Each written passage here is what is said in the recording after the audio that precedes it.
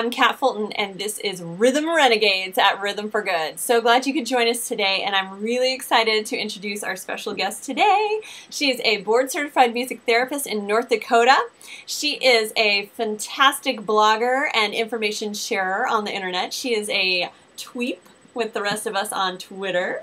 And she's just an incredible person. I'm really excited to introduce Natasha Thomas, board-certified music therapist. So, hello, Natasha. Hello, Kat. So excited to be here with you. I'm curious, who do you serve in North Dakota? Who are the people you work with? I serve a variety of clientele. When I came back to North Dakota from internship, I started working in private practice with Emily Wangen, who owns Music Therapy in Motion, serving the Grand Forks Public Schools and a couple of private entities statewide. And then from there, it kind of grew from school contracts and a few adult developmental disability clients to working with North Dakota Vision Services School for the Blind, serving clients from birth to adulthood. And then that spread just last year to include the School for the Deaf as well. And right now I'm seeing 3 groups there, one group of preschoolers, a group of elementary, K through 4, and then a group of middle schoolers. Wow, and School for the Deaf.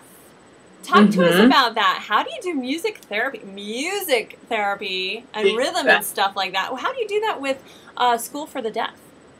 With School for the Deaf, one of the first instruments they purchased for me was a gathering drum. And I was really excited about that because it was a tactile experience. So we could put the drum on the floor and you could feel the beat come through the floor. So that was really exciting. And the first way that we started experiencing music with these kids was just spending, our whole session, we'd sit on the floor with this drum.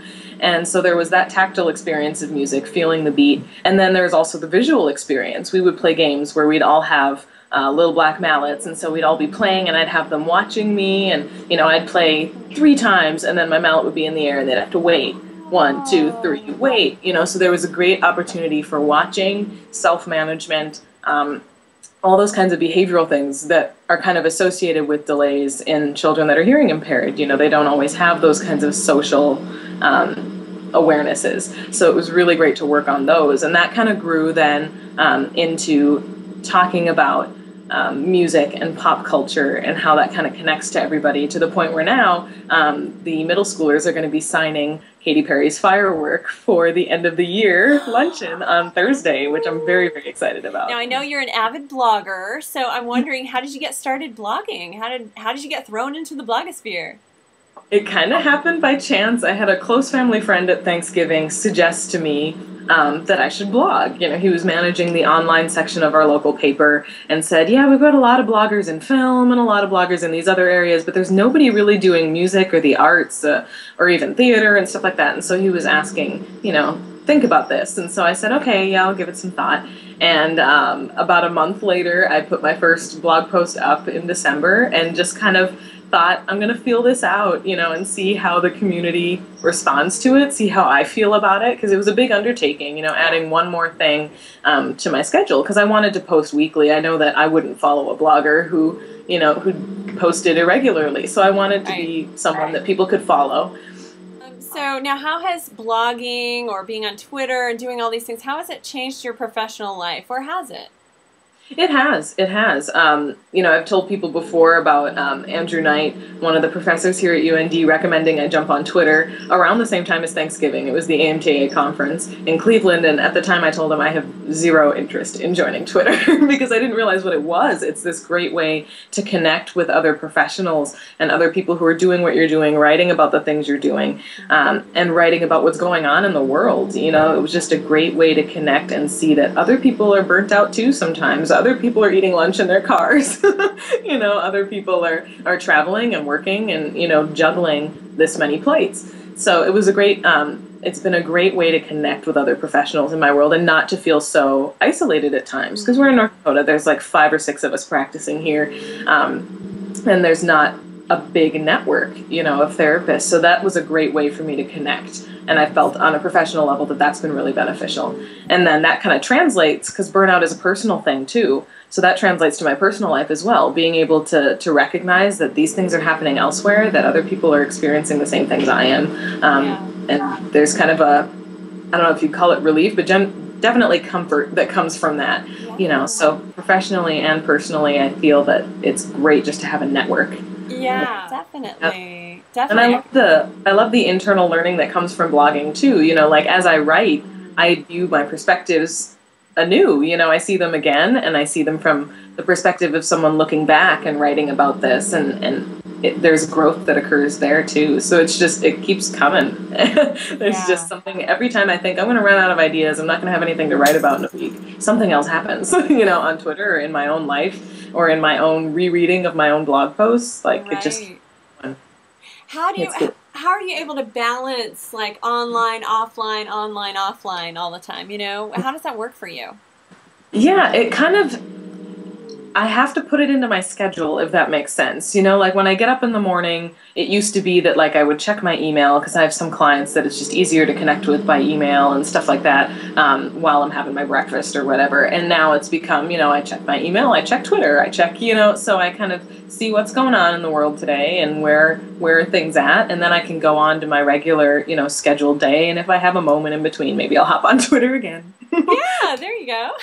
Yeah, but I kind of schedule it into my day that way, that, you know, it's part of the beginning of my day and it's part of the end of my day, and any free moments in between just to check in, you know, and see what's going on. And then in terms of blogging, it's kind of become it started with, I'm going to do it on Thursday nights. And then things started happening on Thursday nights. And then it was, well, I'm going to blog on Sunday afternoons. And then that didn't happen either. So now it's just kind of when the fancy strikes me, you know, when I feel like I'm sitting and I have an idea, I'll start to kind of jot it down and pencil it in and say, I think I'm going to write about this. I let it sit for a couple of days.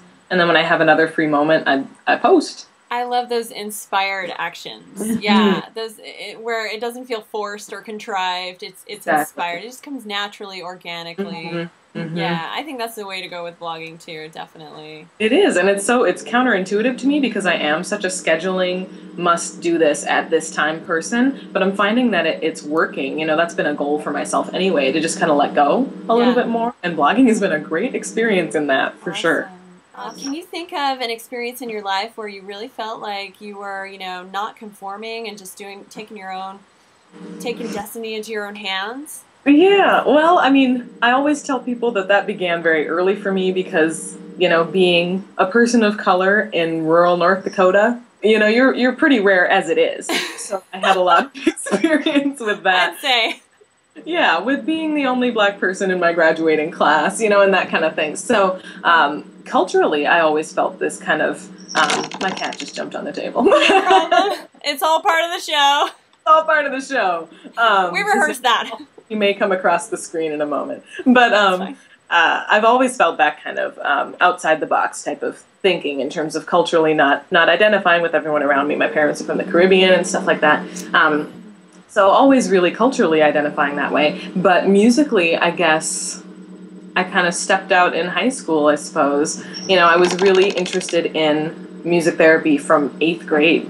Like, I was one of those really weird, like, career-oriented thinkers always. And so when high school rolled around, I already knew what I wanted to do. And so I kind of was interested in music therapy from that angle. I had a cousin with autism. Here comes Walter. I'm going to grab him while he's here. This is Walter, everybody. So I had a cousin with autism, and they had hired a music therapist. And as soon as I heard about the results he was experiencing, I thought, I really want to do this. And no one else in my class knew what music therapy was. Nobody was really that intrigued by it. And so I actually called Therese Costas out at UND, the other professor that's actually just left us this year. But I called her and said, I would like you to come talk to my school about music therapy. Wow. You are a renegade. Who does that? That's awesome. She came out to my high school music theory class and talked about music therapy and left some business cards and information. And I was the only one from my class that went on to study music therapy, but I was really excited just to kind of have that opportunity to educate them. And I've always kind of been that way, wanting people to be aware of what's out there and how they can learn, I guess, and so they can be aware of who these other professionals are that they might work with someday, and how it might, you know, if they have a child one day with a disability, or they would themselves end up becoming disabled, or feeling that music for wellness might be a good idea, that they've got those connections. So I think that's been the renegade part of me, I guess. I've always been real big into people just knowing as much as they can and learning myself as much as I can. Awesome. Awesome. Very cool. So can you, now I heard that you have recently made a drum yourself and, yeah. Yeah, I've got my little drum here. I'll pull it up. It was an experience I had walking into a little store to buy, my husband collects Buddha figurines, and I went to this store that someone recommended, and they happened to have a drum building workshop that they were advertising. And that store eventually became where I ended up having my drum circles. My monthly drum circles happen at this storefront. So it's kind of been an evolution, but building the drum was an experience because we used deer hide and sat out in the sun for about 4 hours, stretching the hide across the front of the drum, and then pulling all of these pieces. It was, I mean, some of us had blisters by the end of it, pulling these tighter and tighter and tighter across the back, and now every once in a while, it's been really humid here lately, so every once in a while I'll hear it pop. It sits on my living room wall, and so that's been kind of fun. But yeah, the experience I'm thinking of sharing today is one that kind of grew from one of my preschool classrooms. Unfortunately, I don't have the music in front of me, so I could show you guys this little photocopy that this teacher handed me one day and said, "Could you learn this? We're doing an animal unit, and we're in the jungle right now, and we just thought this would be fun." And the song was called Jungle Boogie Woogie. And I thought this could be cute, and it ended up morphing into an activity that I use across platforms. I use it at the School for the Deaf. I use it at the School for the Blind. I've got little animal finger puppets that when I work with my students at School for the Blind, I attach little jingle bell clips to. If any of your followers were at the AMTA conference last year, I think it was West Music, that had these little dollar, clips of bells that you could just attach to anything, and I was like, these are awesome! So I built a bunch of activities around those clips, and so I use those at School for the Blind. At School for the Deaf, we use just visually recognizing the animals, and then with my general preschoolers too, recognizing the animals and the sounds that they make. That was my phone, but I'll go ahead and just share that with you. Imagine there's a little finger puppet on my finger, whatever animal that's, and the song goes like this. Down on the farm, come if you dare, you'll see an animal shaking there, with a shaky shake here and a shaky shake there. What's that animal shaking there? Then we'll ask them, what is that animal? What sound does it make? How do you know it's that kind of animal? Does it have stripes, or does it have big floppy ears or a long nose? Once they figure it out, I give that finger puppet to that student, and we sing the chorus while they make their animal dance. Shake, shake, boogie, boogie, boogie, shake, shake, boogie, boogie, boogie, shake, shake, boogie, boogie, boogie, there's that animal shaking there. Yeah. It's just a cute little song. I love it. I love it. I love it. I think I'm going to have to go back and rewind and listen to it over and over again. I love it. Very It's so much fun.